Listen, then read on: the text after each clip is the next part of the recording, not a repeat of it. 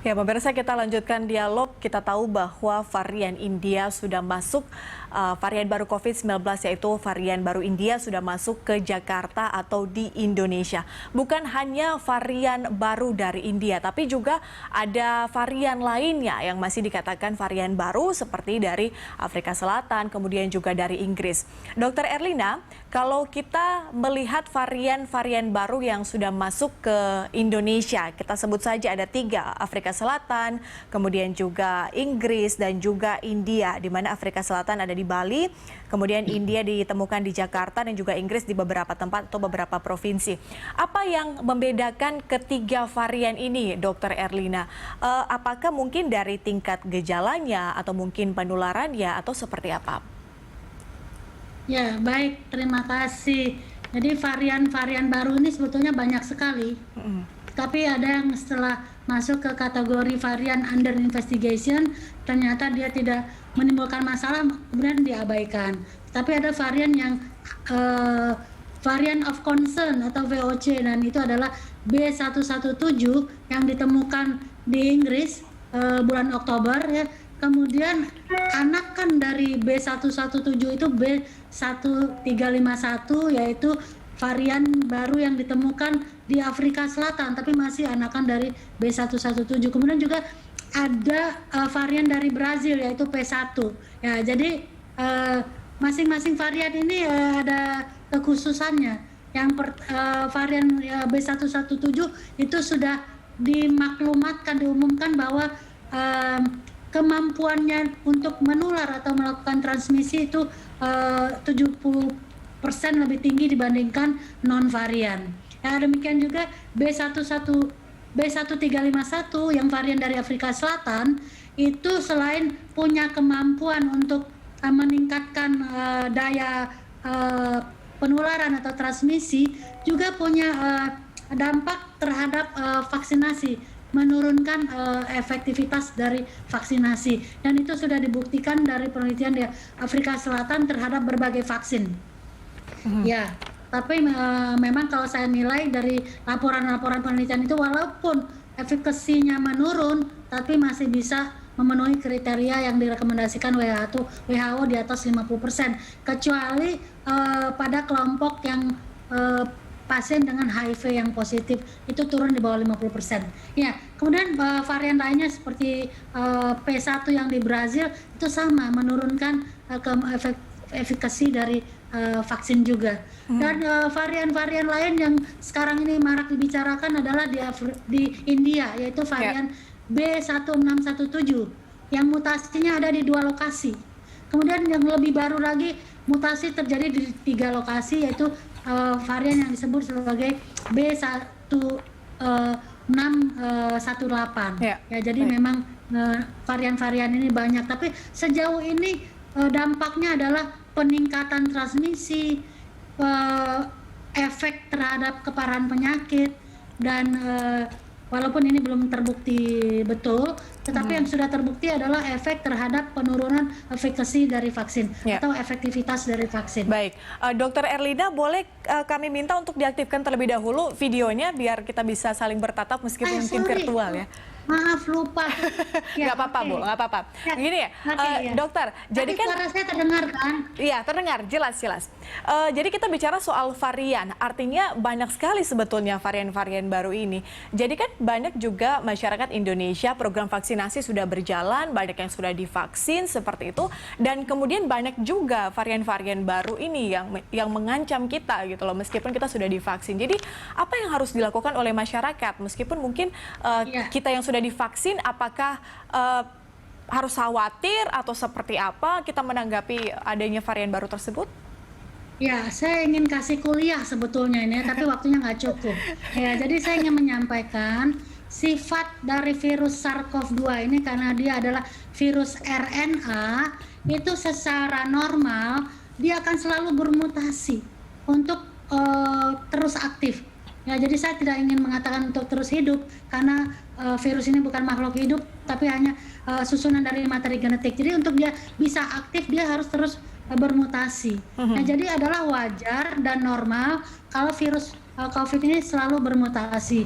Tetapi memang mutasi yang terjadi karena dia terjadi terus-menerus, ada yang virulensinya meningkat atau tingkat keparahannya lebih hebat atau daya transmisi atau penyebarannya lebih tinggi, tapi ada juga varian mutasi-mutasi yang membuat virus ini justru menjadi lemah, dan itu kita bisa abaikan. Jadi kepada masyarakat, jangan terlalu pusing.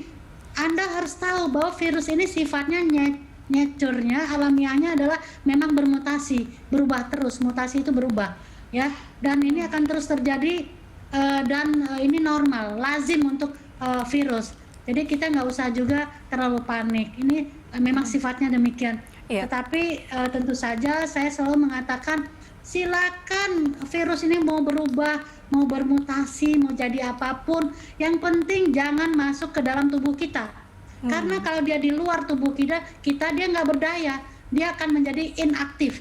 Tetapi begitu masuk ke dalam tubuh kita, dia akan kemudian berkembang biak, namanya replikasi, memperbanyak diri. Dan dalam proses replikasi yang terus-menerus itu juga akan terjadi mutasi atau perubahan yang kemudian akan menimbulkan varian baru lagi. Ya, jadi mengerti ya bahwa itu wajar terjadi dan akan terjadi terus kalau penularan tidak kita cegah. Jadi kalau ingin mencegah varian, mencegah mutasi, maka cegahlah penularan. Jangan sampai terjadi penularan. Lakukan segala upaya untuk pencegahan itu berlapis-lapis, seperti keju yang bolong-bolong itu loh, keju Swiss bolong-bolong. Kalau bolong nanti ada lapisan baru menahannya, bolong lagi ada lapisan baru. Ya, jadi lakukan 5M, 3T, ya, lakukan vaksinasi. Jadi saya menghimbau rakyat Indonesia untuk menjalani vaksinasi. Dan kalau sudah divaksinasi jangan euforia. Karena apa? Karena setelah divaksin pun 0,7 sampai 0,8% data menunjukkan masih akan terjadi reinfeksi terhadap orang yang sudah divaksin. Itu ada 3 mekanismenya. Nanti saya terangkan lagi dalam kuliah berikutnya ya. Kalau Anda undang lagi kan cukup. Kayaknya masyarakat yang nggak percaya ada virus corona ini harus benar-benar mendapatkan 3 SKS kuliah kali ya sama Dr. Elina kali ya, 6 bulan gitu biar mengerti, paham. Ya, biar ngerti, paham ini tuh sebenarnya mengancam kita gitu loh. Ini benar-benar eksis gitu selama pandemi ini masih ada di tengah-tengah kita. Kalau Pak Diki melihat atau mendengar tadi ya penjelasan dari Dr. Elina terkait dengan varian-varian baru tersebut. Nampaknya yang saya sebutkan tadi hanya beberapa dan sudah dijelaskan tadi mungkin lebih banyak dari itu. Jadi sebenarnya apa yang harus dilakukan oleh pemerintah? Apakah dengan menutup jalur-jalur transportasi sudah cukup atau ada hal-hal lain yang harus benar-benar diperhatikan? Tentunya tadi termasuk juga dengan karantina, Pak Diki. Ya, pertama bahwa memang harus memahami bahwa kalau adanya wabah ini, pertama masuk kan tentu dari pintu masuk negara, gitu. Jadi penguatan pintu masuk yang harus dilakukan. Ini yang disebut dengan kasus impor namanya. Nah ini kuliah epidemiologi nih. Kena lagi kita kuliah. Nah kasus impor ini yang memporak-porandakan dunia. Jadi kalau bicara bahwa pandemi terjadi ya karena adanya kasus impor yang kita tidak deteksi di pintu masuk.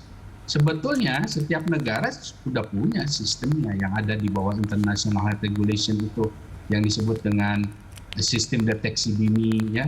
Makanya kita punya kantor kesehatan pelabuhan itu melakukan.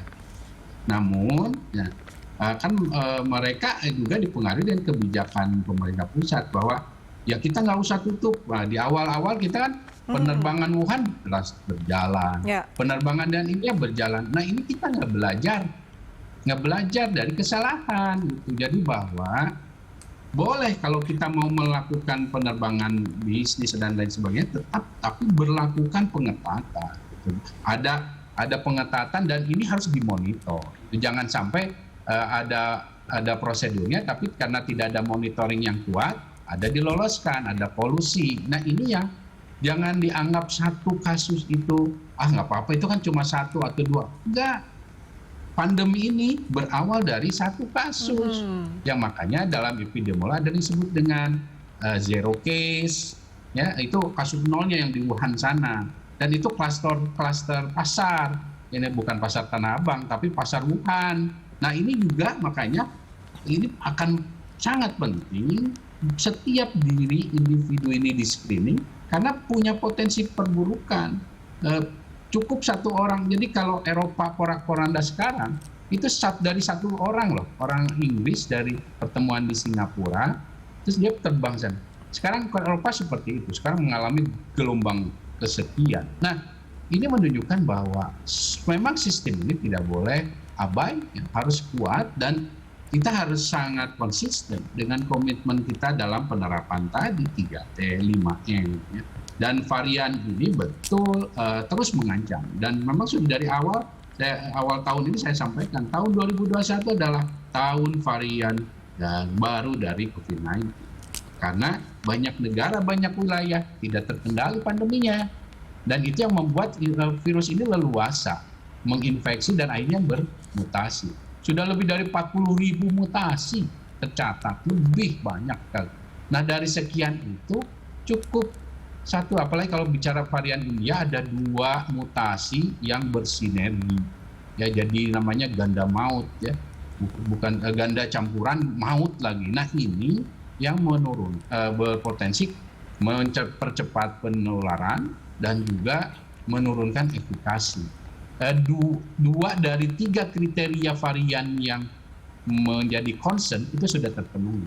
Jadi setiap ada varian baru dari sisi epidemiologi dilihat 3, dia menyebabkan keparahan, dalam hal ini keparahan secara klinis dan kematian, kedua cepat menular, dan terakhir adalah menurunkan efikasi. Nah ini 2 sudah terpenuhi di yang varian India, makanya kita harus sangat-sangat berhati-hati dan merespon dengan serius dengan 5M 3. Ya, itu ya harus mulai pencegahannya dari pintu masuk negara, kemudian juga deteksi dini harus benar-benar diprioritaskan. Dr. Erina dan juga Pak Diki, kita masih ada 1 segmen terakhir. Pemirsa tetaplah bersama kami, Lansuk akan segera kembali usai jeda.